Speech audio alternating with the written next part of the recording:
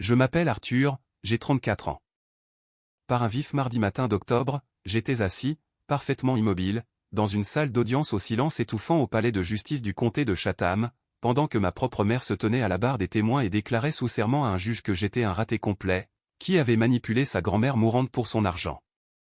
Tandis que je retenais mes larmes, me souvenant de la femme magnifique qui m'avait pratiquement élevé, et des mois atroces que j'avais passés à regarder le cancer ronger son corps frêle, mes parents me regardaient avec un dégoût absolu depuis l'autre côté de l'allée.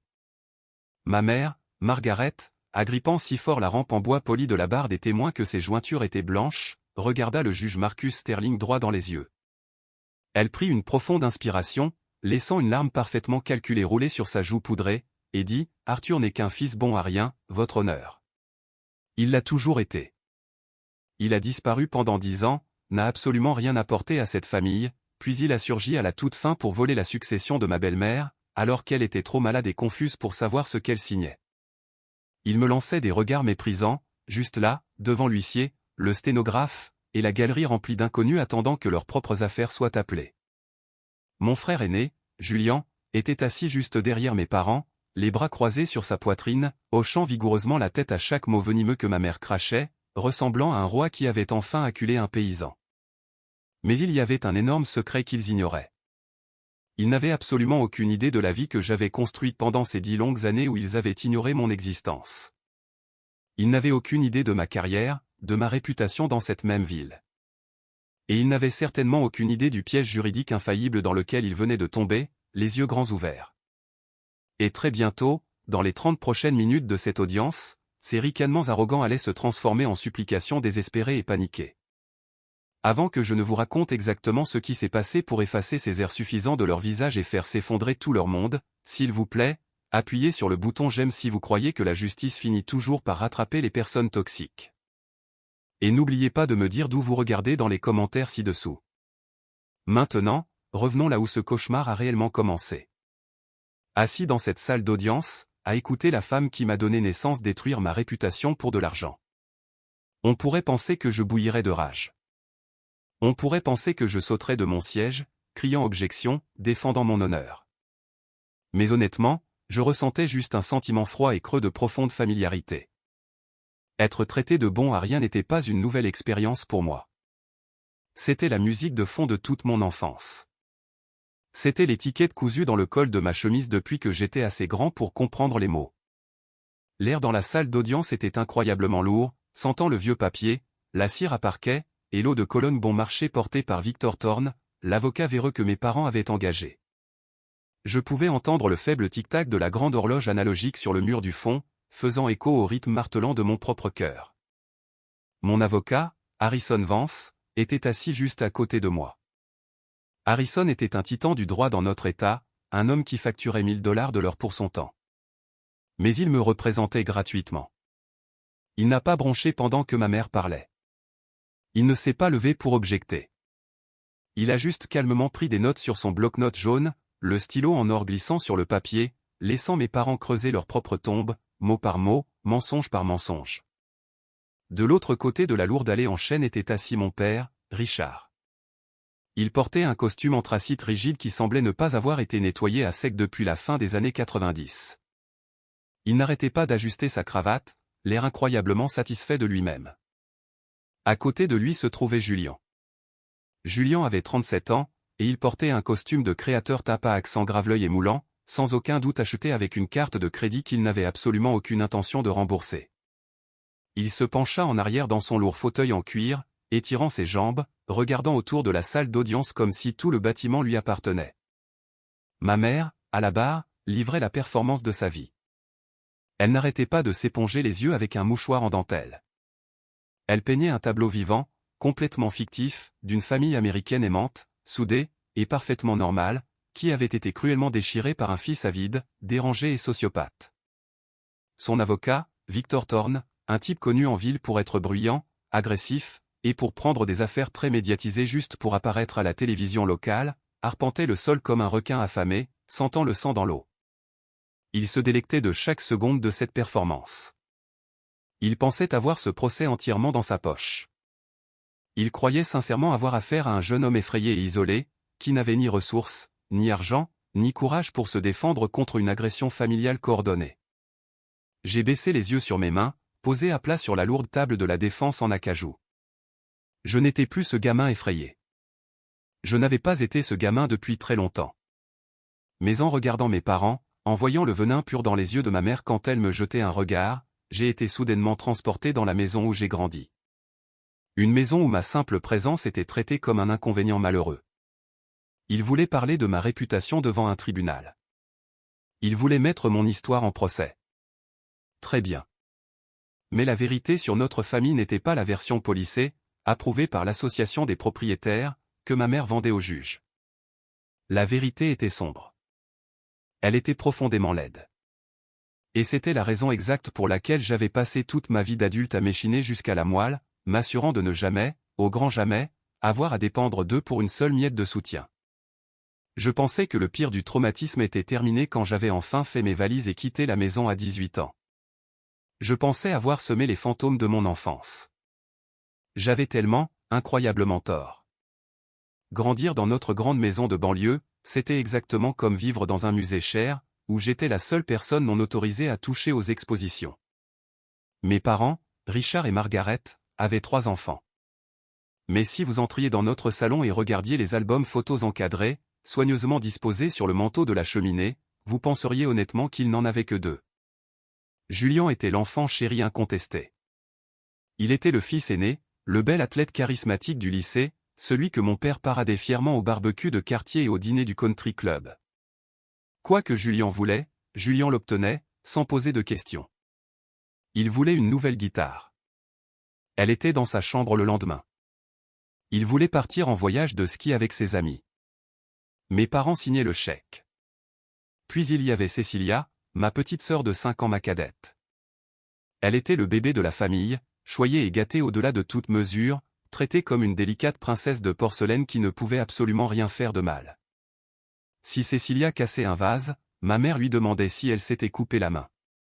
Si je faisais tomber une fourchette, on me criait dessus pour ma maladresse et mon manque d'attention.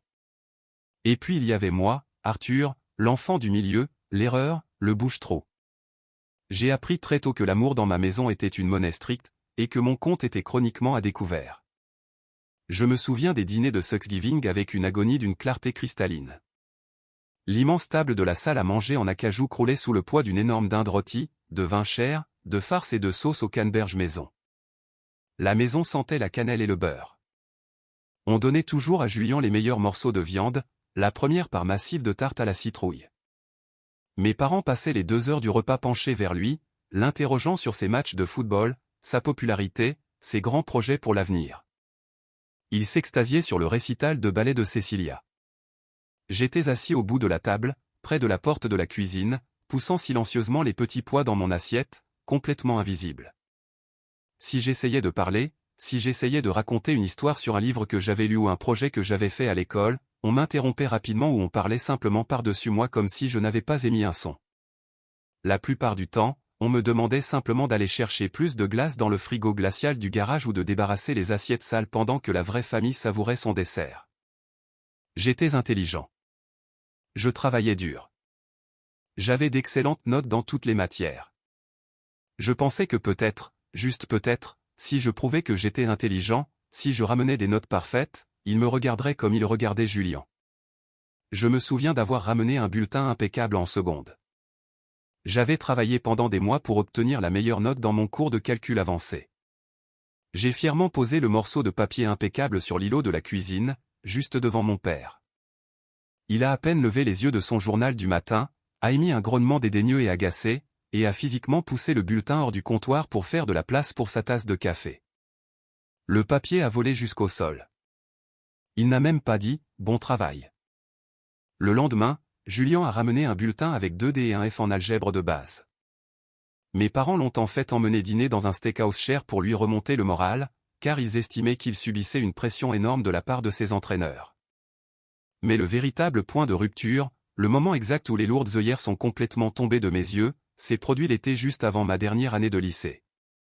J'avais été accepté dans un programme d'été de préparation au droit très compétitif, dans une université prestigieuse d'Atlanta. C'était une opportunité énorme, quelque chose qui pouvait me garantir une place dans une université de premier plan et me préparer à une brillante carrière juridique. J'avais passé d'innombrables nuits à écrire les dissertations, à soumettre les candidatures en secret. Le seul hic, c'étaient les frais de scolarité.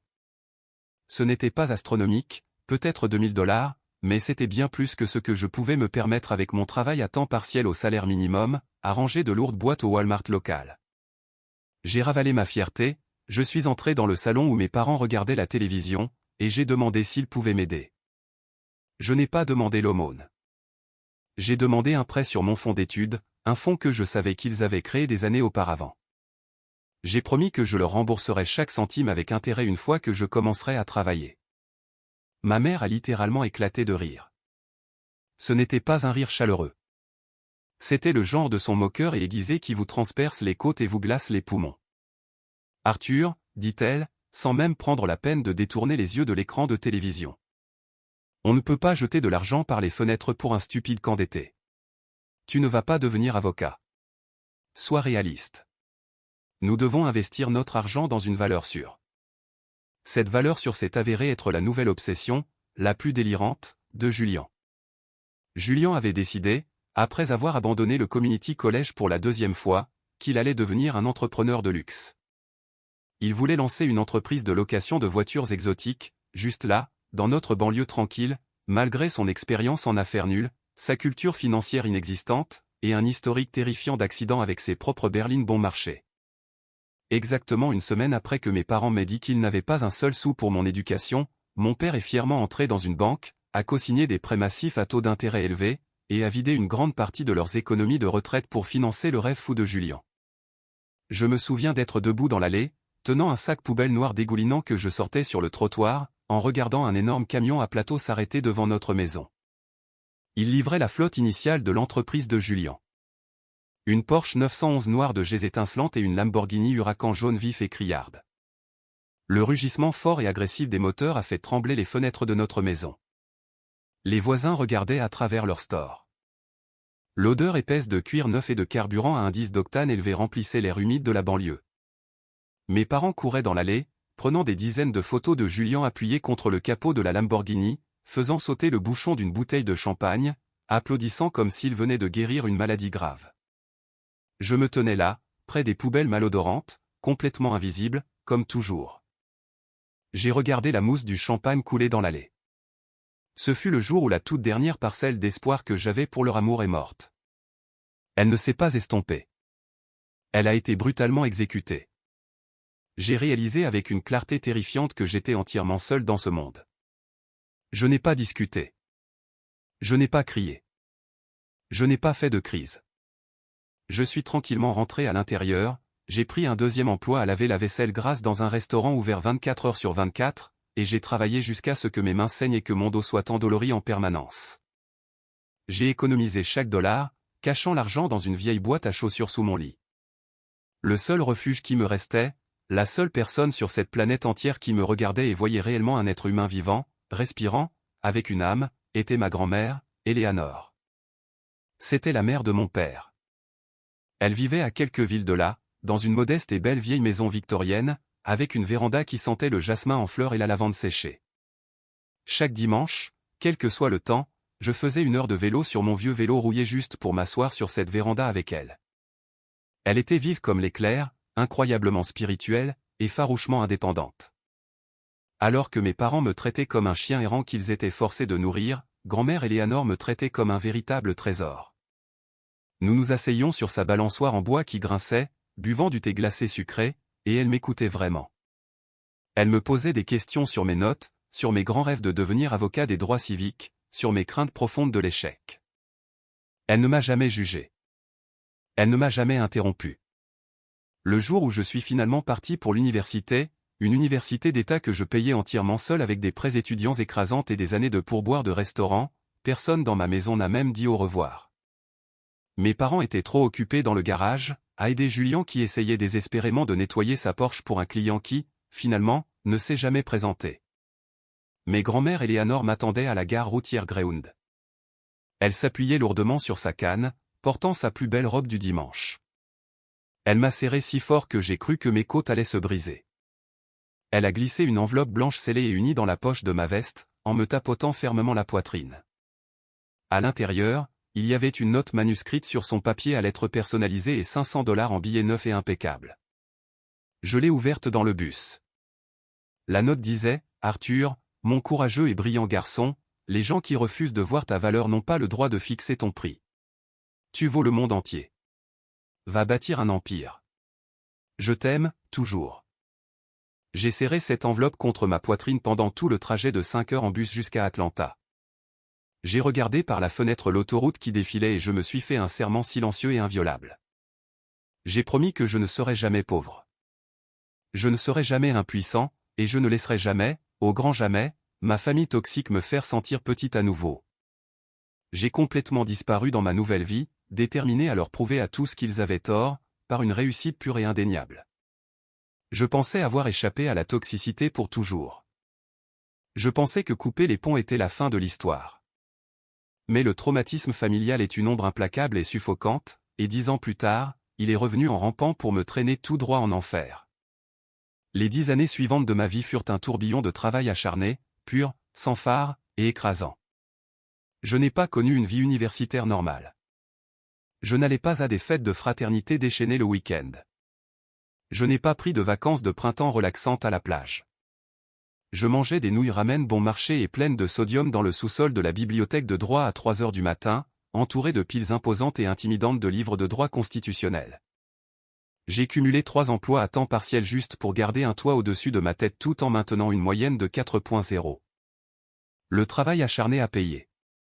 J'ai été diplômé au sommet de ma promotion.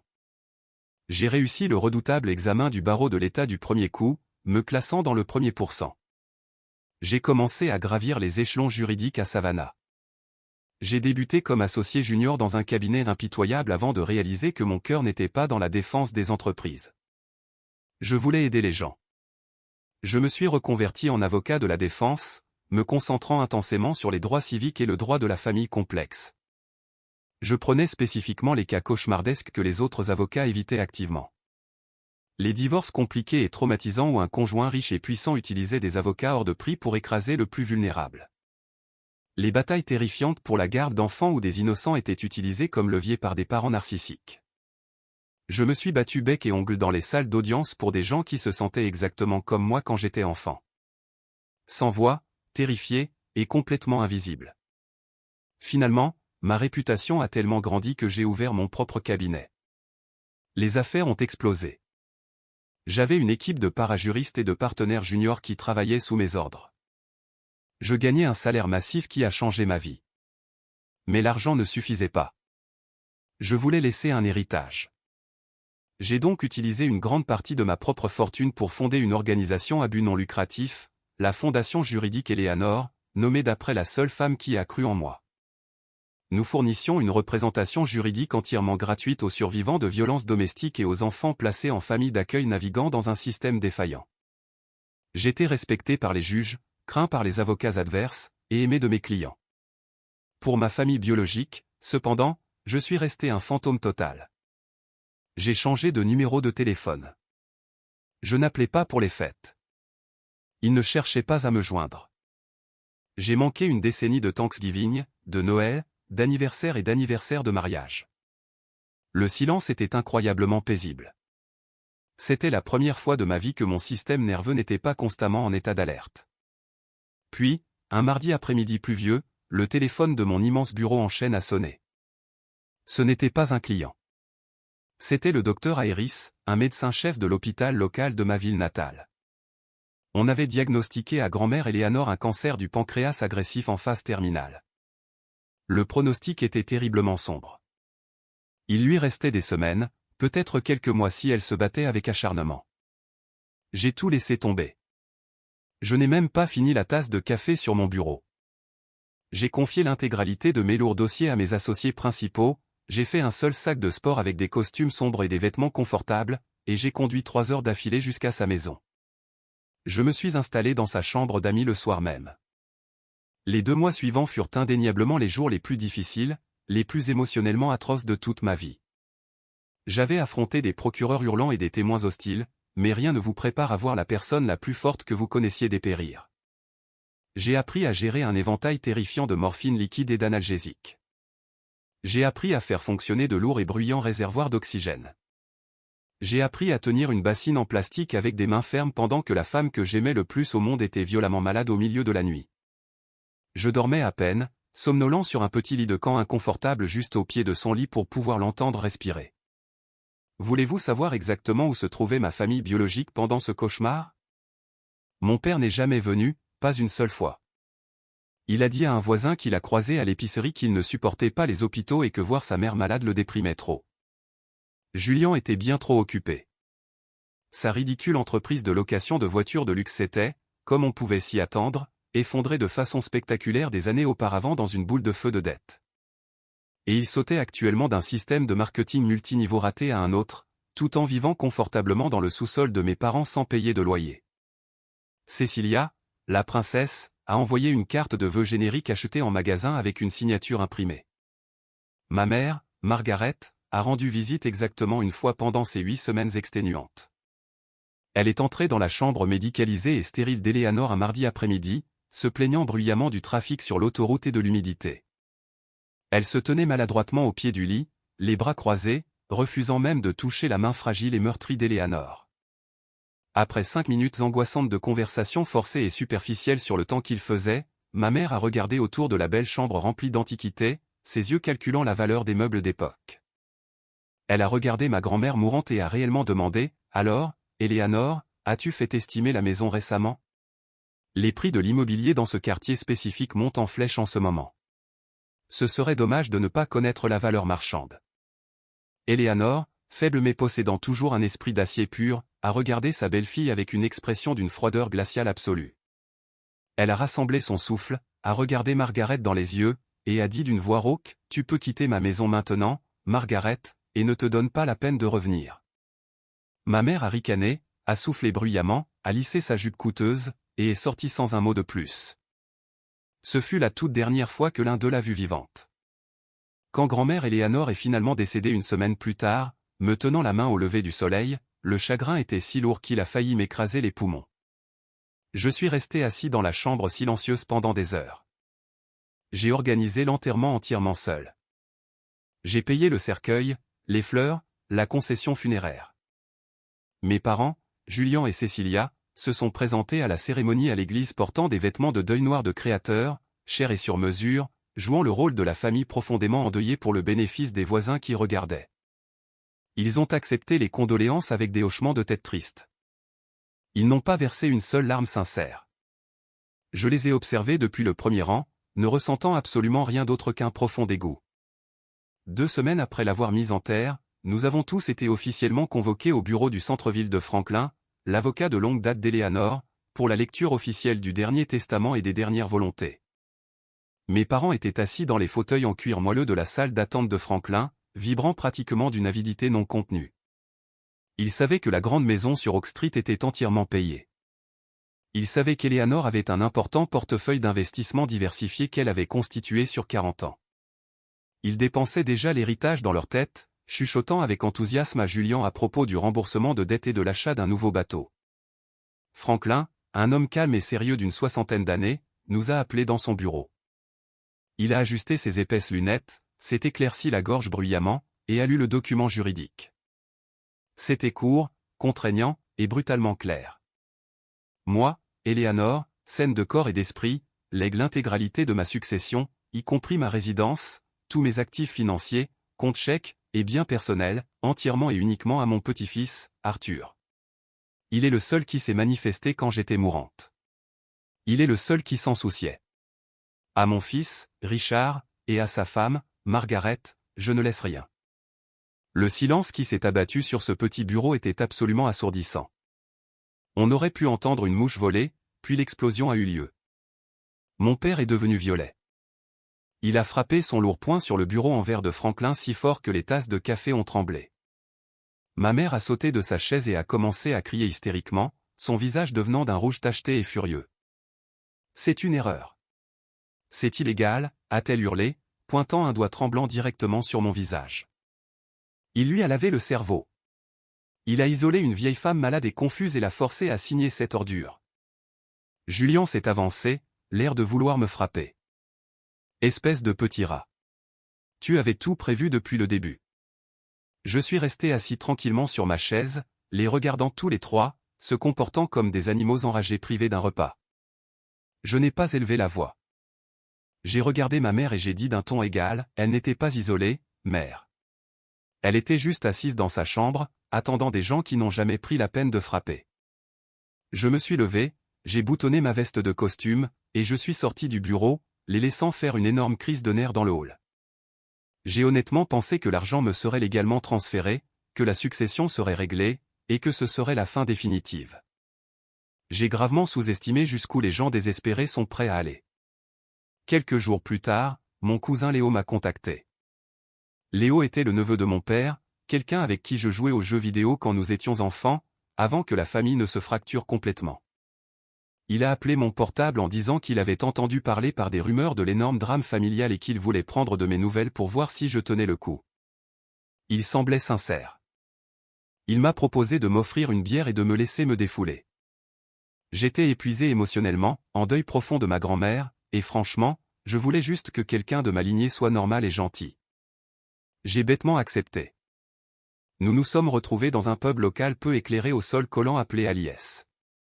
Autour de 3 pintes de bière, j'ai vidé mon sac.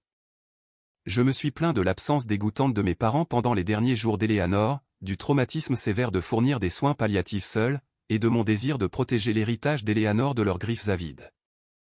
Je lui ai dit que j'avais enfin le contrôle pour m'assurer qu'il ne toucherait jamais à ses affaires. Exactement 2 semaines plus tard, alors que j'étais assis à mon bureau en train de réviser un mémoire, un huissier a franchi mes portes en verre et m'a remis une épaisse enveloppe Kraft.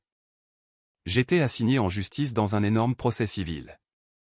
Mes parents contestaient officiellement le testament, m'attaquant pour abus de faiblesse, fraude et maltraitance de personnes âgées, et leur principale pièce à conviction, très vantée et jointe au dossier de découverte, était un enregistrement audio. Léo avait porté un micro caché au pub. Il avait secrètement enregistré toute notre conversation émotionnelle de 2 heures, puis lui, ou mes parents, avaient engagé quelqu'un pour couper malicieusement et lourdement modifier le fichier audio. Ils avaient supprimé tout mon contexte sur les soins palliatifs, réarrangeant mes paroles vulnérables pour donner l'impression que je me vantais arrogamment d'avoir pris un contrôle agressif de la vie d'Éléanore, l'isolant de sa famille aimante, et manipulant son esprit juste pour m'assurer le pactole. Mon cousin Léo m'avait complètement vendu à mes parents pour une part lucrative promise de l'héritage. Il pensait m'avoir complètement acculé. Il pensait que la bande modifiée et leurs mensonges coordonnés me détruiraient au tribunal des successions, me ruineraient en frais de justice, et me forceraient à leur remettre les clés de la maison. Mais ils n'avaient pas réalisé que dans leur avidité aveugle et enragée, ils venaient de déclarer une guerre juridique totale à un homme qui vivait, respirait et chassait pratiquement dans une salle d'audience. Au moment exact où j'ai fini de lire le document de poursuite épais et lourdement agrafé, la colère en moi s'est évaporée, remplacée instantanément par un calme froid, hyper concentré et terrifiant. Je n'étais plus le petit-fils endeuillé et le cœur brisé. Je n'étais plus le petit garçon traumatisé cherchant l'approbation de sa mère. J'étais Arthur, l'avocat plaidant. J'étais l'homme qui démolissait les témoins hostiles pour gagner sa vie. Et il venait d'entrer dans mon arène. Je connaissais la règle d'or du droit, tout avocat qui se représente lui-même a un imbécile pour client. Les émotions obscurcissent le jugement. Et j'avais besoin de quelqu'un de froid et de clinique pour mener cette exécution. J'ai donc pris mon téléphone et appelé Harrison Vance. Harrison était un poids lourd du barreau. Nous nous étions affrontés de part et d'autre de l'allée à quelques reprises au fil des ans, et cet homme était un véritable bulldog juridique. Il était brillant, impitoyable, et très respecté par tous les juges du district. Quand je suis entré dans son immense bureau d'angle, que je lui ai remis le dossier de la poursuite, et que je lui ai expliqué toute la situation tordue avec la bande modifiée et les affirmations de mes parents, un sourire lent et incroyablement dangereux s'est dessiné sur son visage buriné. « Arthur » a dit Harrison, jetant le dossier sur son bureau en acajou poli avec un bruit sec. Ils ont apporté un couteau à beurre en plastique à un combat au pistolet thermonucléaire. Démantelons-les complètement. L'opposition était représentée par Victor Thorne. Thorne était exactement le genre d'avocat que l'on engageait à partir d'une publicité télévisée de fin de soirée ou d'un panneau d'affichage sur l'autoroute, costume à rayures tape à accent grave-l'œil, voix théâtrale et retentissante, et une réputation d'utiliser des tactiques agressives et déloyales destinées à intimider l'autre partie pour obtenir un règlement financier rapide et paniqué. Sa toute première manœuvre a été d'essayer de nous noyer sous d'énormes demandes de communication de pièces. Il a exigé mes relevés bancaires personnels, 10 ans de mes déclarations de revenus complètes, tout l'historique de mon téléphone portable, et chaque document médical lié au traitement du cancer d'Eleanor. Il voulait m'épuiser. Il voulait peindre un tableau convaincant pour le juge de moi en tant que gamin fauché, désespéré et dérangé, qui avait désespérément besoin d'un gros pactole et avait manipulé une femme mourante pour l'obtenir. J'étais assis dans le bureau d'Harrison, regardant la pile imposante d'assignations que Thorne avait envoyée. « Donnez-leur tout », ai-je dit à Harrison, ma voix dénuée de toute émotion. Chaque morceau de papier. Laissez-les se noyer dedans. Laissez-les gaspiller leurs heures facturables à lire sur mes dons à des œuvres de charité. Mais je n'allais pas seulement jouer en défense. Pendant que Thorne perdait son temps précieux à éplucher mes dossiers financiers absolument impeccables, ma brillante assistante principale, Elena, et moi avons lancé notre propre contre-enquête massive. En litige civil, la communication de pièces va dans les deux sens. Nous avons émis des assignations agressives pour les dossiers bancaires complets de mes parents, leurs relevés hypothécaires, leurs factures de carte de crédit, et leurs déclarations de revenus. S'ils voulaient une guerre d'usure brutale, j'allais leur montrer comment un professionnel chevronné s'y prenait. Ce qu'Elena et moi avons découvert en épluchant ces boîtes au cours des semaines suivantes était absolument stupéfiant. Cela peignait un tableau terrifiant de désespoir financier absolu et total de leur côté. Mes parents n'étaient pas seulement avides. Ils se noyaient dans un océan financier de leur propre création. Vous vous souvenez de l'entreprise de location de voitures exotiques de Julian? Celle pour laquelle mon père s'était fièrement porté garant il y a 10 ans? Il s'est avéré que Julian n'avait pas seulement manqué à ses obligations sur les prêts commerciaux massifs.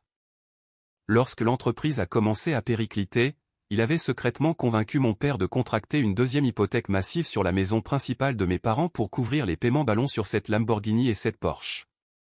Les deux voitures de luxe avaient été reprises par la banque des années auparavant, après que Julian en ait accidenté une et ait cessé de payer pour l'autre. Mais la dette massive est restée, s'accumulant à un taux d'intérêt prédateur terrifiant. Mais incroyablement, ce n'était même pas le pire de leur autopsie financière. Elena a retracé une série de virements bancaires massifs et paniqués, quittant les comptes de retraite 401K de mes parents au cours des 5 dernières années. Ils avaient envoyé des dizaines de milliers de dollars en un flux constant à la sœur cadette de ma mère, tante Béatatrice. Nous avons creusé. Béatatrice les avait convaincus d'investir toutes leurs économies dans un projet de développement immobilier de luxe en Floride, à rendement garanti et sans risque. Nous avons vérifié la société. C'était une société écran complètement fantôme. Le terrain qu'ils étaient censés avoir acheté était un marécage toxique protégé sur lequel on ne pouvait pas construire. Béatatrice les avait complètement saignés à blanc, avaient disparu, et leur compte de retraite était pratiquement à zéro. Mes parents faisaient face à une saisie immobilière imminente. Ils étaient fonctionnellement en faillite. La seule chose qui se tenait entre eux et une vie dans un motel miteux et délabré était la succession de plusieurs millions de dollars de grand-mère Eleanor. Ils avaient besoin de cet héritage juste pour survivre à l'année. Et ils étaient tout à fait prêts à détruire ma vie, à m'accuser d'un crime de maltraitance de personnes âgées, et à traîner le nom de ma grand-mère bien-aimée dans la boue pour mettre la main dessus. Ce sont des animaux acculés, a dit Harrison, en examinant les feuilles de calcul financières surlignées qu'Elena avait soigneusement imprimées et étalées sur la table de conférence. Ils sont absolument terrifiés à l'idée d'être sans abri.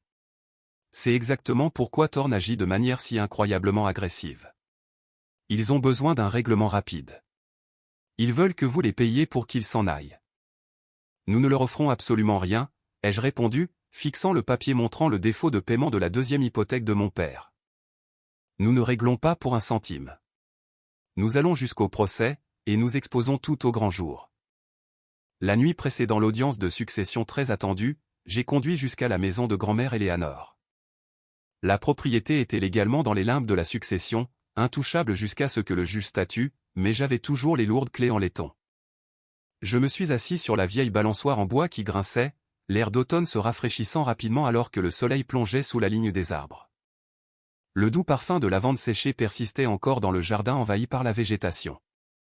J'ai bu du café noir dans un thermos en métal, regardant la rue calme et paisible.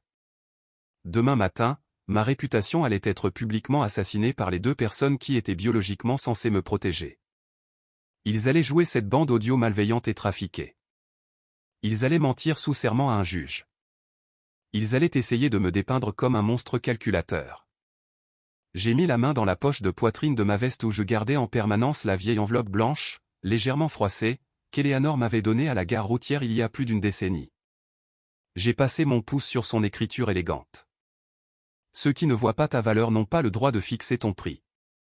Je n'étais pas nerveux. Mon rythme cardiaque était stable. J'étais profondément prêt. J'avais la vérité absolue. J'avais les preuves financières dévastatrices.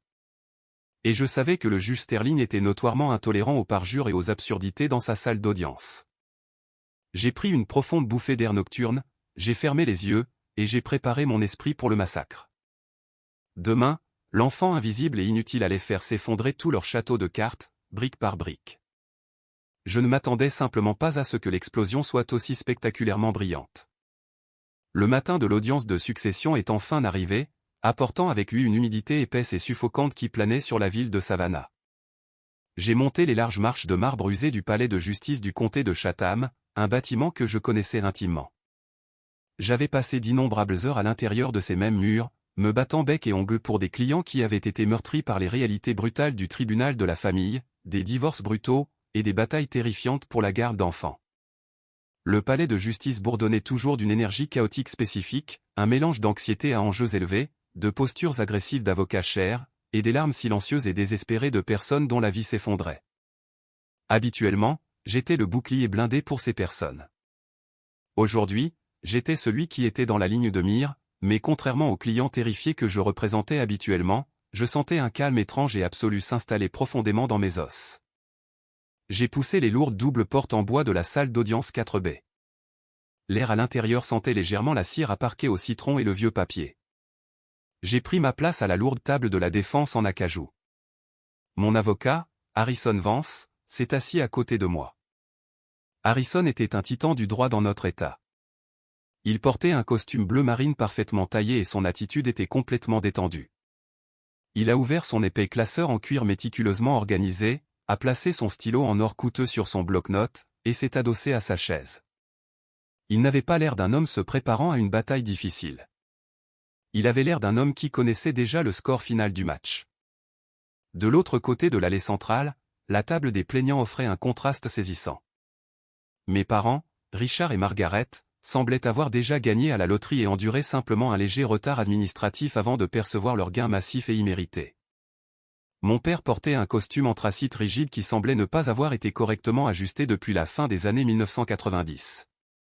Il n'arrêtait pas d'ajuster sa cravate, chuchotant agressivement à leur avocat, Victor Thorne.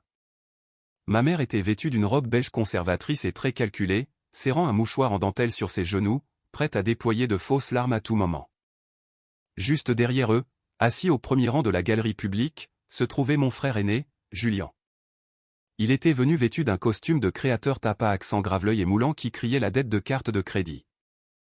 Il était assis les jambes écartées, les bras croisés fermement sur sa poitrine, regardant autour de la salle d'audience avec une expression suffisante et très arrogante. Il se penchait occasionnellement par-dessus la cloison en bois pour chuchoter ce qu'il considérait probablement comme une brillante stratégie juridique à l'oreille de ma mère.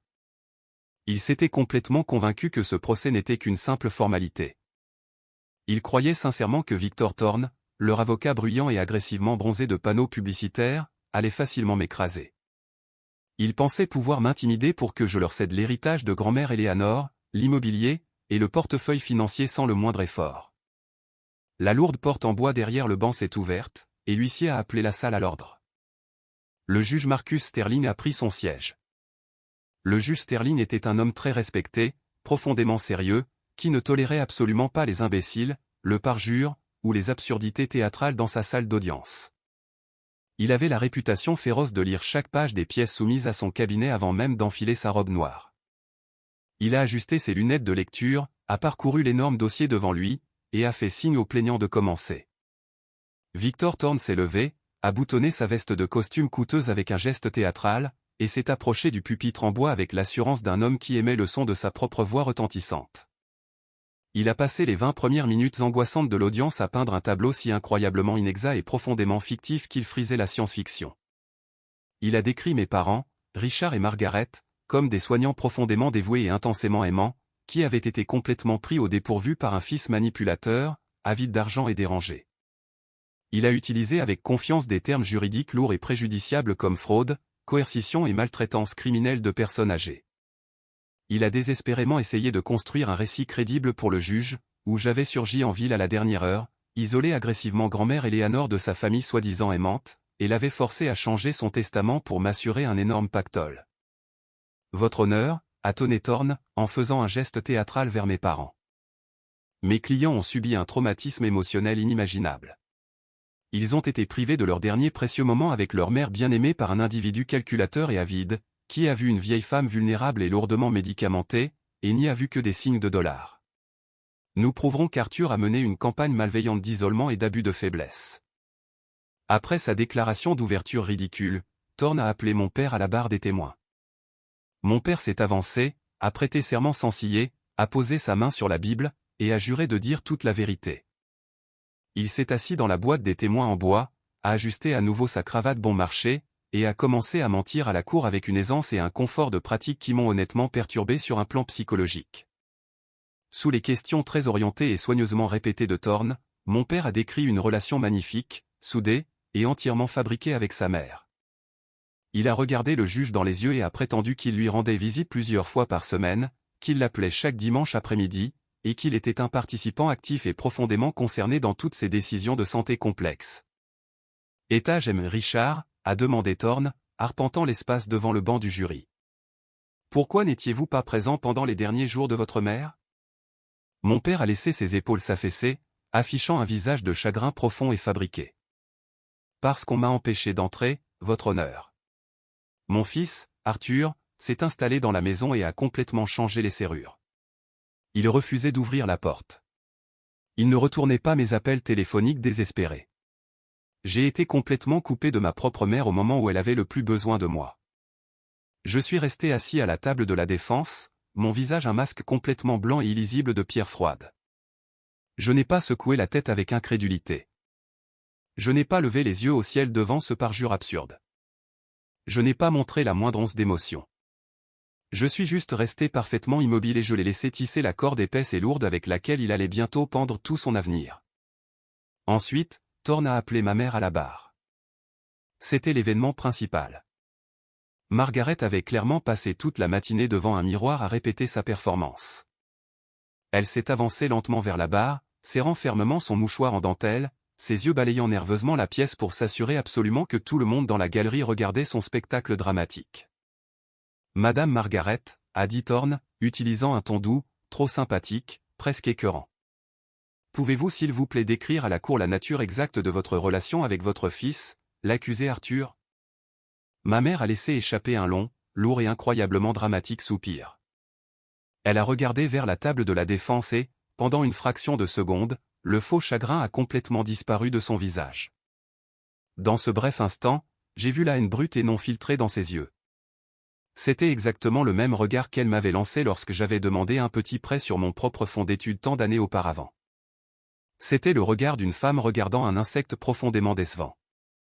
Arthur a toujours été un enfant très difficile, très froid, a-t-elle dit, sa voix tremblant avec une précision théâtrale parfaite. Nous lui avons absolument tout donné. Nous l'aimions tout autant que nos autres beaux enfants, mais il nous rejetait constamment. Il a quitté notre foyer aimant il y a 10 ans sans un seul regard en arrière. Il n'est pas venu à nos dîners de Thanksgiving. Il n'a pas appelé pour nos anniversaires. Il a complètement abandonné sa famille pour poursuivre ses propres ambitions égoïstes et isolées. Elle s'est arrêtée pour s'éponger les yeux complètement secs, reniflant bruyamment pour que le sténographe l'entende. Quand ma pauvre et douce belle-mère est tombée malade de ce terrible cancer, nous étions absolument dévastés. Nous voulions être là pour elle. Nous voulions lui tenir la main. Mais Arthur est soudainement apparu de nulle part après une décennie de silence. Il s'est installé dans sa belle maison et a absolument refusé de nous laisser la voir.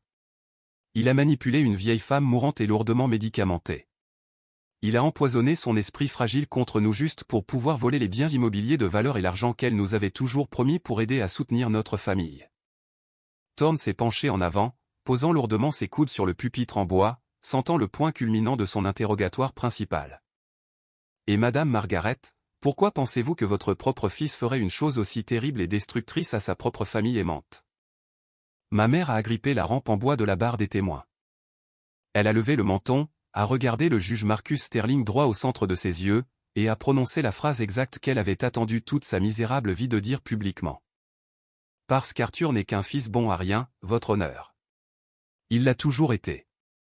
Il n'a jamais apporté une seule chose positive à cette famille. C'est un raté total qui n'a pas pu s'en sortir seul dans le vrai monde. Alors il a décidé de s'en prendre à une femme malade et vulnérable pour avoir une vie facile. Un silence lourd et suffocant s'est abattu sur toute la salle d'audience. Dans la galerie, je pouvais voir Julian sourire largement du coin de l'œil. Mon père a hoché la tête solennellement, jouant le rôle du patriarche au cœur brisé. Victor Thorne a levé les yeux vers le juge, s'attendant clairement à une réaction de profonde sympathie et d'indignation pour ses pauvres parents, si intensément victimisés. Je n'ai pas réagi. Je n'ai pas rompu le contact visuel avec la femme qui m'a donné naissance. Je suis juste resté assis là, respirant uniformément, sentant le bois froid, dur et poli de la table de la défense sous mes doigts. J'ai laissé les mots toxiques flotter dans l'air lourd. Fils bon à rien. Raté total. C'était le point culminant absolu de 34 longues années d'abus psychologiques et émotionnels. Finalement emballé et présenté sous serment devant un tribunal. Je me suis penché vers Harrison Vance, sans jamais quitter ma mère des yeux, et j'ai chuchoté très doucement, mettons fin à ça, maintenant. Harrison Vance se leva lentement de son lourd fauteuil en cuir. Il ne se précipita pas. Il n'avait pas l'air en colère, troublé ou intimidé par la performance émotionnelle intense qui venait d'avoir lieu. Il ressemblait exactement à un joueur de poker très expérimenté qui venait de recevoir une quinte flush royale imbattable, et qui prenait simplement un moment pour décider exactement combien d'argent il allait prendre sur la table avant de mettre fin à la partie. Aucune question pour ce témoin pour le moment, votre honneur, dit Harrison, sa voix profonde, parfaitement calme et égale. Victor Thorne parut visiblement confus. Il cligna des yeux rapidement, clairement déstabilisé de son scénario répété. Ma mère parut profondément déçue, comme si elle avait passé des semaines à se préparer à un contre-interrogatoire brutal et hurlant, et était intensément contrariée de ne pas avoir eu l'occasion de livrer davantage de ces répliques venimeuses soigneusement mémorisées. Elle descendit de la barre des témoins surélevés et retourna à son siège à côté de mon père, l'air incroyablement suffisant, supposant que l'absence de questions de Harrison signifiait que nous avions complètement capitulé. Thorne s'approcha à nouveau avec confiance du pupitre en bois, redressant sa cravate en soie brillante. Votre honneur, les plaignants ont terminé leur présentation. Nous croyons fermement que le témoignage profondément émouvant que vous venez d'entendre, combiné à l'enregistrement audio incroyablement troublant soumis comme preuve, démontre clairement un cas classique et indéniable d'abus de faiblesse, de coercition et de maltraitance de personnes âgées. Le juge Marcus Sterling ne regarda pas Victor Thorne. En fait, il avait complètement cessé de prendre des notes à mi-chemin du témoignage dramatique de ma mère. Il retira lentement ses épaisses lunettes de lecture, les posa soigneusement et délibérément sur son bureau poli, et croisa fermement ses mains. Il regarda la table de mes parents, son expression faciale complètement illisible et stoïque, avant de fixer lentement ses yeux perçants directement sur Victor Thorne. Monsieur Thorne, dit le juge Sterling, sa voix basse, stable, et portant une nuance incroyablement dangereuse qui fit chuter la température dans la pièce. Avant de permettre à Monsieur Vance de présenter la défense, j'ai une question très simple et directe pour vous. Bien sûr, votre honneur. N'importe quoi, répondit Thorne, affichant un sourire éclatant, trop confiant et artificiellement blanchi. Avez-vous la moindre idée de qui est l'accusé dans cette affaire? Ne savez-vous vraiment pas qui est Arthur? Thorne cligna à nouveau des yeux, son sourire éclatant vacillant légèrement sur les bords. Il est le petit-fils de la défunte, votre honneur. Le fils éloigné et sans emploi de mes clients. La mâchoire du juge Sterling se serra visiblement. C'est sa relation biologique de base, conseiller. Je vous demande si vous, en tant qu'officier de justice assermenté, avez fait ne serait-ce qu'une vérification d'antécédents de 5 minutes sur Google concernant l'homme que vous venez d'accuser agressivement d'être un fraudeur désespéré et sans emploi dans ma salle d'audience. Le silence dans la salle d'audience devint absolu. Les doigts du sténographe planaient, complètement immobile, au-dessus de son clavier mécanique. Les expressions suffisantes et victorieuses de mes parents disparurent instantanément, remplacées par une confusion soudaine, rampante et terrifiante. Julian arrêta de se pencher par-dessus la cloison de la galerie et se rassit, paraissant soudain très mal à l'aise. Thorne déglutit difficilement, une goutte de sueur se formant sur son front lourdement bronzé. Je me suis entièrement fié aux informations de fond complètes fournies par mes clients, votre honneur. Le juge Sterling prit un dossier épais et lourdement annoté de son bureau et l'ouvrit avec un claquement sec. Puisque vos clients viennent de passer la dernière heure à commettre ce qui frise le parjure agressif et très malveillant dans ma salle d'audience, permettez-moi de vous éduquer, vous et eux. L'homme tranquillement assis à la table de la défense, l'homme que votre cliente vient de traiter de raté inutile, est Arthur. Il est l'associé principal fondateur de l'un des cabinets d'avocats spécialisés en droit civique les plus prospères et les plus respectés de tout l'État de Géorgie. Il est le fondateur et le principal bailleur de fonds de la Fondation juridique Eleanor, une organisation à but non lucratif massive qui fournit des conseils juridiques entièrement gratuits à des centaines de victimes de violences domestiques graves. Le juge Sterling fit une pause, laissant les lourdes paroles s'imprégner profondément dans la pièce silencieuse. Il regarda directement ma mère, qui était devenue complètement, incroyablement pâle. La couleur quitta son visage si vite qu'elle semblait physiquement malade, sa mâchoire légèrement pendante. Mon père me fixait, les yeux écarquillés de panique absolue, comme s'il regardait un parfait inconnu. De plus, continua le juge, sa voix puissante résonnant contre les hauts murs lambrissés. Arthur s'est tenu dans cette même salle d'audience devant moi à des dizaines d'occasions pour des litiges complexes. Il est largement connu dans toute la communauté juridique de cette ville pour son intégrité impeccable, son salaire professionnel massif, et son dévouement acharné à protéger farouchement les personnes vulnérables contre exactement le genre de comportement prédateur et abusif dont vos clients l'accusent follement aujourd'hui. Victor Thorne avait l'air d'avoir été percuté de plein fouet par un énorme train de marchandises. Il baissa les yeux sur son bloc-notes jaune, puis se tourna vers mes parents avec un regard de fureur pure et totale, réalisant instantanément qu'il lui avait complètement menti sur ma situation financière, ma carrière et mon identité. Il était entré aveuglément dans une scie circulaire juridique, et sa réputation professionnelle était sur le point d'être réduite en lambeaux. Harrison Vance choisit ce moment parfait pour se lever. Si la Cour le permet, la défense aimerait présenter brièvement nos preuves extrêmement concluantes. Cela ne prendra pas longtemps du tout. Le juge Sterling hocha vivement la tête. Procédez, monsieur Vance. Harrison ne m'a pas appelé à la barre. Il n'avait pas besoin de mon témoignage émotionnel. Il s'est simplement dirigé vers le greffier et a remis une épaisse pile de documents juridiques officiellement certifiés et tamponnés. Premièrement, votre honneur, a dit Harrison, projetant sa voix profonde pour que tout le monde dans la galerie bondée puisse entendre clairement. Concernant l'affirmation complètement fabriquée selon laquelle mon client a agressivement isolé la défunte, nous soumettons les registres officiels et lourdement documentés des visiteurs quotidiens, tenus indépendamment par le personnel infirmier privé des soins palliatifs au cours des 2 derniers mois extrêmement difficiles de la vie d'Eleanor. Ces registres officiels montrent qu'Arthur était physiquement présent à la maison, fournissant des soins pendant une moyenne de 16 heures exténuantes par jour. Les registres montrent également clairement que Richard a rendu visite un total de 0 fois. Julian a rendu visite un total de 0 fois. Et Margaret a rendu visite exactement une fois, pour une durée documentée de moins de 7 minutes, au cours de laquelle elle s'est enquise de la valeur immobilière de la propriété. Mon père s'affaissa profondément dans son lourd fauteuil, l'air de vouloir que le sol s'ouvre et l'avale tout entier. Julian trouva soudain les éraflures sur les carreaux du sol incroyablement fascinantes. Deuxièmement, continua Harrison en douceur, brandissant un document médical certifié et filigrané. Nous soumettons l'affidavit légal sous serment et entièrement notarié du docteur Ayris, l'oncologue principal en chef qui a traité Eleanor. Le docteur Ayris atteste officiellement, sous peine de parjure, qu'Eleanor était complètement lucide, entièrement saine d'esprit, et farouchement indépendante jusqu'à ses dernières 48 heures. Elle a ordonné la rédaction de son Nouveau Testament entièrement de son propre chef, passant une évaluation psychologique spécialisée et rigoureuse, spécifiquement mandatée par son avocat de succession pour empêcher absolument ce type exact de poursuite frivole et avide de la part de son fils éloigné. Harrison tourna ensuite toute son attention intimidante directement vers Victor Thorne, qui avait l'air physiquement malade. Maintenant, concernant l'enregistrement audio que les plaignants ont soumis comme leur soi-disant preuve irréfutable, l'enregistrement fourni par le cousin d'Arthur, Léo. Thorne recula physiquement, s'éloignant du pupitre.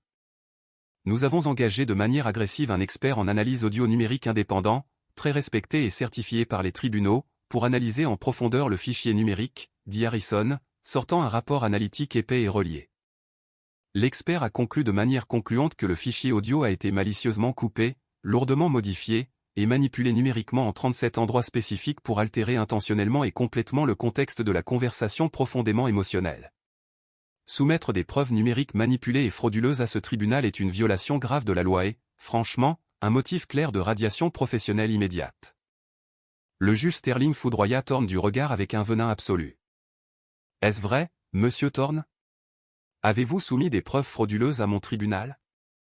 Votre honneur, je vous le jure, je n'en avais absolument aucune idée, balbutia Thorne, son faux bronzage coûteux paraissant soudain maladif et gris. Mes clients ont fourni le fichier numérique à mon bureau. J'ai été agressivement assuré par Richard et Margaret de son authenticité complète. Finalement, dit Harrison, portant le coup de grâce absolu et dévastateur à toute leur pathétique mascarade. Nous soumettons les dossiers financiers complets et audités des plaignants, obtenus par assignation. Ils ont prétendu qu'Arthur était un échec, désespéré d'argent. Ces dossiers vérifiés prouvent exactement le contraire. Richard et Margaret font actuellement face à une saisie bancaire imminente sur leur résidence principale en banlieue. Leur dette massive et écrasante découle directement d'une deuxième hypothèque à taux d'intérêt élevé, contractée pour financer illégalement une entreprise de location de voitures de luxe ratée pour leur fils, Julian. Une entreprise spectaculairement ratée qui a abouti à la reprise très publique d'une Lamborghini et d'une Porsche. Harrison sortit une dernière feuille de papier, un relevé de virement bancaire. De plus, les plaignants ont complètement et entièrement vidé leur compte 401K et de retraite environ stupidement des centaines de milliers de dollars à une société obscure connue sous le nom de Sunshine Estate. Une brève et simple enquête de mon bureau révèle que cette société est une escroquerie immobilière vérifiée, opérée directement par la sœur cadette de Margaret, Béatrice. Les plaignants sont fonctionnellement et complètement en faillite. Ils ont intenté ce procès vicieux et malveillant non pas par chagrin profond pour une mère perdue, mais par une ruine financière absolue, terrifiante et désespérée. Le silence dans l'immense salle d'audience était absolu et total. On pouvait entendre le faible bourdonnement des bouches d'aération et la respiration rapide et paniquée de mon père.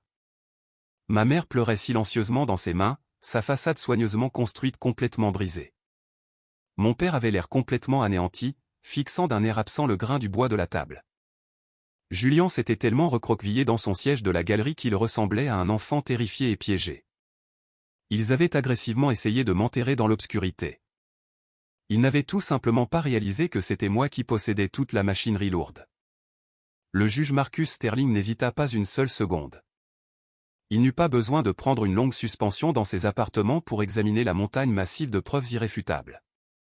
Il baissa les yeux depuis son haut banc en bois, son visage un masque dur de dégoût judiciaire absolu et de mépris furieux. C'est sans aucun doute l'un des abus les plus honteux, profondément malveillants, et entièrement frivole du système juridique que j'ai jamais vu en 20 ans de service sur ce banc, annonça le juge Sterling, sa voix tranchant brutalement à travers l'air lourd et humide de la salle d'audience. Tenter de détruire complètement la réputation professionnelle impeccable et durement gagnée d'un citoyen respectable, manipuler illégalement des preuves audio numériques, et traîner violemment la belle mémoire d'une femme décédée dans la boue simplement pour couvrir vos propres erreurs financières follement imprudentes est absolument odieux. Il prit son lourd marteau en bois, ses jointures blanches. La requête ridicule des plaignants pour contester le dernier testament et les dernières volontés est rejetée avec préjudice extrême. La succession d'Eleanor sera immédiatement libérée des limbes de la succession et transférée entièrement et intégralement à l'accusé, Arthur. De plus, à titre de mesure punitive pour cet abus de procédure stupéfiant, j'ordonne officiellement aux plaignants, Richard et Margaret, de payer l'intégralité des frais de justice très élevés de l'accusé. La séance est définitivement levée. Le bruit sec et violent du marteau frappant le bloc de résonance résonna comme un coup de feu dans la pièce silencieuse. C'était fini. Le cauchemar était complètement, légalement et définitivement terminé. Il n'avait plus rien. Harrison Vance me tapota fermement l'épaule, referma sa lourde mallette en cuir d'un coup sec, et me fit un signe de tête calme et respectueux avant de se tourner et de sortir de la salle d'audience. Je me levai lentement, boutonnant calmement ma veste de costume sur mesure. Je ne regardai pas en arrière vers la table de mes parents. Je ne jetai pas un coup d'œil à Julian dans la galerie. Je me suis simplement tourné et j'ai descendu l'allée centrale, poussant les lourdes doubles portes en bois pour sortir dans le couloir de marbre lumineux et résonnant du palais de justice. Je marchais vers la rangée d'ascenseurs quand j'entendis le cliquetis frénétique et désespéré de talons s'approchant rapidement derrière moi sur le sol en marbre. « Arthur, s'il te plaît, attends. Attends juste une minute. » J'ai arrêté de marcher et je me suis lentement retourné. Ma mère courait pratiquement vers moi, son visage lourdement strié de maquillage qui avait coulé, sa poitrine se soulevant alors qu'elle luttait pour reprendre son souffle. Mon père était à quelques pas derrière elle, l'air complètement physiquement vaincu, ses épaules affaissées, ses yeux fixés sur ses propres chaussures. Julien n'était nulle part en vue. L'enfant chéri avait clairement pris la poudre d'escampette par la sortie de secours à la seconde exacte où le marteau du juge était tombé, fuyant instantanément les conséquences massives qu'il avait activement contribué à créer. Ma mère s'arrêta à quelques mètres de moi. Elle leva les yeux vers mon visage, ses yeux écarquillés, essayant frénétiquement de forcer un regard de désespoir maternel et d'amour profond que je savais, de fait, ne pas exister. « Arthur, s'il te plaît, supplia-t-elle, sa voix tremblant violemment. Tu dois nous comprendre. Nous étions juste incroyablement stressés. Les dettes qui s'accumulent, les appels constants de la banque, les avis de saisie terrifiants. Béatatrice a complètement volé tout ce que nous avions économisé. Nous avons paniqué. Tu es un avocat riche et très prospère maintenant, Arthur. Tu as tellement d'argent et un salaire énorme. Nous avions juste besoin d'un peu d'aide. Tu ne peux pas laisser la banque prendre notre maison familiale. Tu es notre fils. Nous sommes une famille. S'il te plaît. J'ai regardé la femme pathétique qui avait passé 34 ans à s'assurer méticuleusement que je sache que j'étais complètement sans valeur. J'ai regardé le père brisé qui avait complètement ignoré toute mon existence simplement pour satisfaire un enfant chéri qui avait finalement détruit leur vie. Nous ne sommes pas une famille, ai-je dit, ma voix complètement calme, incroyablement froide, et absolument finale. Une famille est censée te protéger farouchement. Vous avez essayé de me faire accuser d'un crime de maltraitance de personnes âgées pour pouvoir rembourser un prêt à taux d'intérêt élevé sur une Lamborghini reprise. Vous vous êtes tenu sur une barre des témoins publics et m'avez traité de raté inutile sous serment devant un juge. Je ne le pensais pas. Je jure que je ne le pensais pas, a-t-elle crié hystériquement, tendant une main tremblante pour attraper mon bras. J'ai fait un pas vif et rapide en arrière, refusant de laisser ses doigts toxiques toucher mon costume. Si, vous le pensiez. Vous pensiez chaque mot vicieux. Vous n'avez simplement pas réalisé, jusqu'à il y a 10 minutes, que le fils inutile était la seule et unique personne sur cette planète capable de vous sauver de votre propre stupidité. Mais je ne vais pas vous sauver. Ne me contactez plus jamais. Ne m'envoyez pas de lettres. Si vous appelez mon téléphone, si vous vous présentez à mon cabinet d'avocat, ou si vous vous approchez de la propriété immobilière de grand-mère Eleanor, je demanderai une ordonnance restrictive si incroyablement vite que ça vous fera tourner la tête. Je leur ai tourné le dos, suis entré dans l'ascenseur qui attendait, et j'ai regardé les lourdes portes en acier se refermer lentement sur leurs visages choqués, horrifiés, et complètement ruinés. Ce fut la toute dernière fois que j'ai parlé à mes parents biologiques.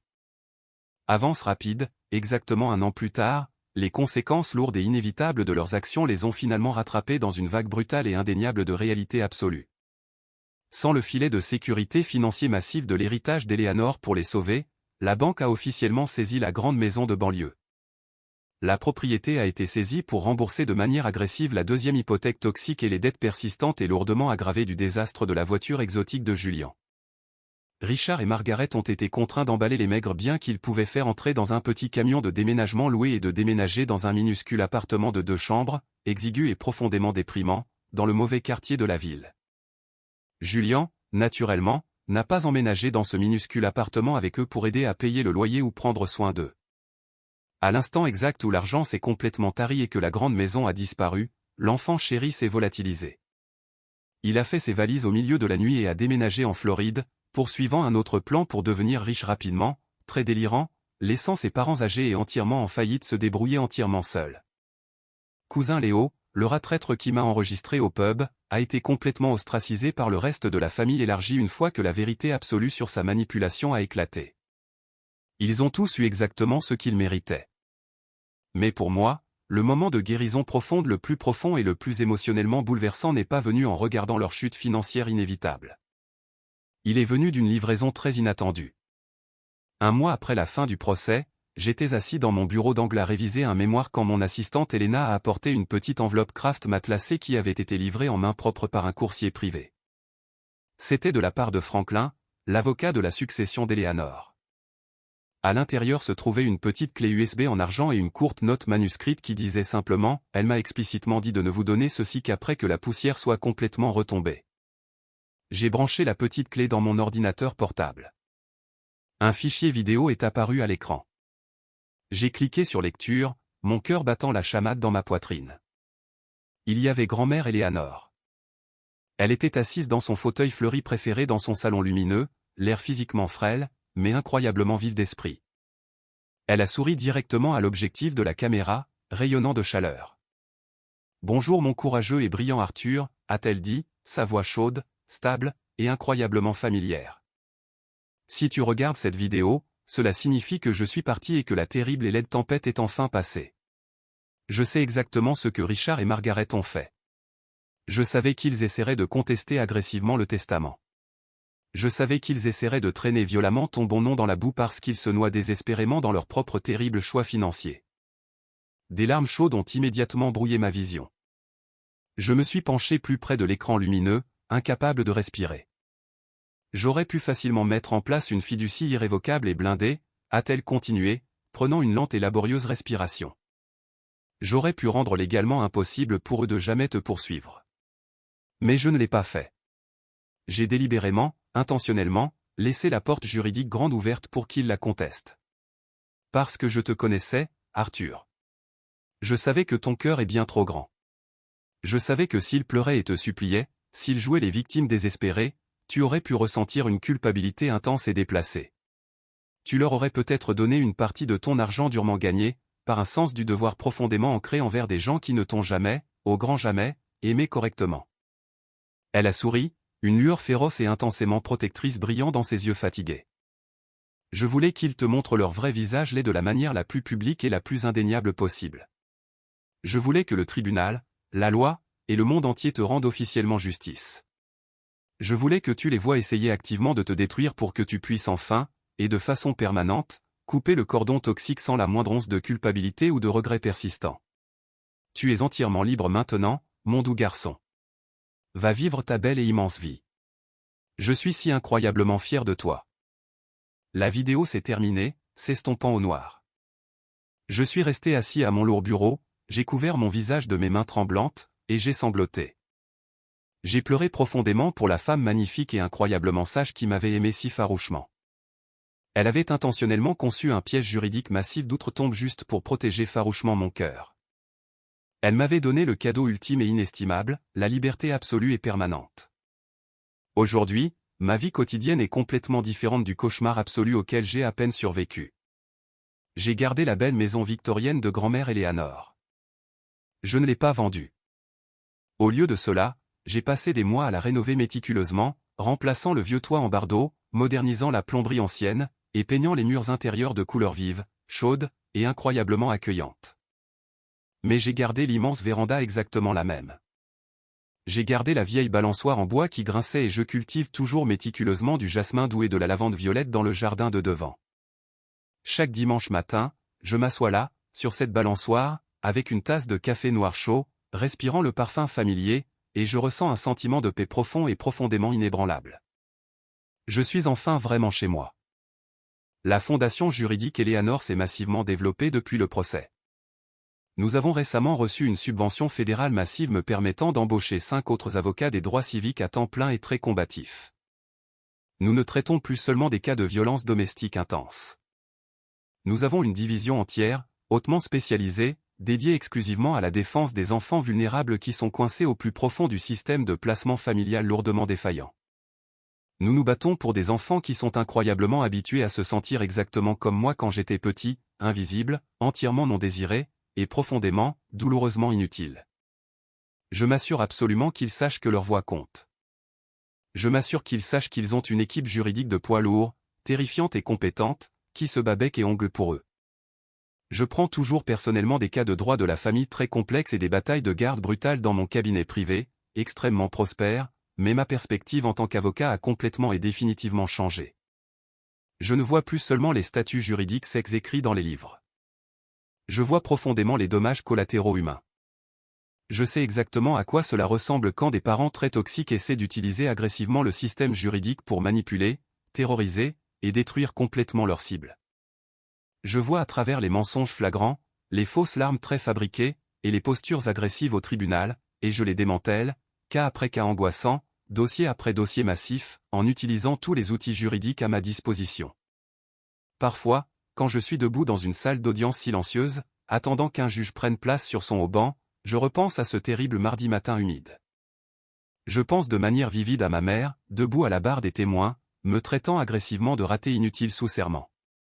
Je pense à l'audace stupéfiante des personnes très toxiques qui exigent violemment votre loyauté absolue tout en tenant simultanément un couteau bien aiguisé directement dans votre dos. S'il y a une vérité absolue et indéniable que j'ai apprise en survivant à ma famille incroyablement toxique et en naviguant dans les tranchées brutales et sanglantes du litige civil pendant plus d'une décennie, c'est exactement ceci: la biologie ne vous accorde pas automatiquement un laissez-passer VIP permanent dans la vie de quelqu'un. Être parent est un privilège profond et magnifique, pas un droit absolu et dictatorial. Vous ne pouvez pas passer des décennies à négliger émotionnellement un enfant, à le traiter comme un lourd fardeau, à investir absolument tout votre amour et vos ressources financières dans un enfant chéri gâté, puis à exiger violemment le respect et le salut financier lorsque vos propres choix incroyablement médiocres finissent par vous rattraper. Les gens qui refusent absolument de voir votre immense valeur n'ont pas le droit de vous évaluer agressivement. Vous n'êtes absolument pas défini par le manque sévère d'amour que vous avez reçu dans votre enfance difficile. Vous n'êtes pas l'histoire terrible, profondément limitante, et entièrement fictive qu'ils ont agressivement essayé d'écrire pour vous. Vous êtes entièrement défini par ce que vous choisissez de construire agressivement à partir des morceaux brisés et déchiquetés qu'ils ont négligemment laissés derrière eux. J'ai pris l'étiquette incroyablement douloureuse de fils inutile et je l'ai forgée en un bouclier juridique lourd et incassable qui protège désormais activement des centaines de personnes innocentes. J'ai construit un empire massif et très prospère d'empathie et de justice exactement là où ils ont essayé de laisser un cratère sombre de doute de soi et de dépression. Établir des limites absolues et incroyablement permanentes avec les membres de la famille très toxique n'est pas un acte de cruauté. C'est l'acte ultime d'auto-préservation. Il est incroyablement douloureux de s'éloigner physiquement des personnes qui vous ont donné la vie. Mais parfois, s'éloigner est le seul moyen sain possible de s'assurer que vous puissiez réellement vivre la vôtre. Ne laissez jamais personne, ni un parent toxique, ni un frère ou une sœur abusif, ni un conjoint manipulateur, vous faire ressentir la moindre once de culpabilité pour avoir farouchement protégé votre paix, vos biens financiers durement gagnés, et votre santé mentale. Si vous regardez cette vidéo en ce moment et que vous êtes assis seul dans le noir, vous sentant profondément comme l'enfant invisible et oublié dans votre propre maison, si vous vous cassez complètement le dos, essayant désespérément de gagner l'amour et l'approbation de parents toxiques qui ne vous reconnaissent activement que lorsqu'ils ont besoin d'une faveur massive ou d'un prêt financier, je veux que vous m'entendiez très clairement. Arrêtez. Arrêtez d'essayer agressivement d'arroser un jardin complètement mort et stérile. Prenez toute cette énergie incroyable et magnifique, toute cette résilience féroce et indéniable que vous avez développée juste pour leur survivre, et versez-la directement en vous-même. Construisez votre propre vie massive, belle, et incroyablement réussie. Trouvez votre famille de cœur, les gens qui vous aiment pour exactement qui vous êtes, pas pour ce que vous pouvez leur fournir. Parce que la plus grande et la plus satisfaisante des vengeances contre les personnes qui vous ont répété que vous ne seriez rien est de vous réveiller chaque jour et de leur prouver spectaculairement le contraire, en étant simplement profondément heureux, follement prospère, et entièrement, de façon permanente, intouchable. Avez-vous déjà fait face à quelque chose d'incroyablement similaire avec votre propre famille très toxique ? Avez-vous déjà dû tracer une ligne massive et permanente dans le sable et vous éloigner complètement de parents toxiques et abusifs juste pour vous protéger ? Partagez votre histoire incroyable dans les commentaires ci-dessous. Je les lis tous, et il y a une puissance si profonde à savoir que vous n'êtes absolument pas seul dans ce combat difficile. Et n'oubliez pas de cliquer avec force sur le bouton j'aime de cette vidéo et de vous abonner à la chaîne pour ne absolument pas manquer la prochaine aventure. Merci infiniment d'avoir écouté mon histoire aujourd'hui. Continuez à bâtir votre empire, et ne regardez jamais en arrière.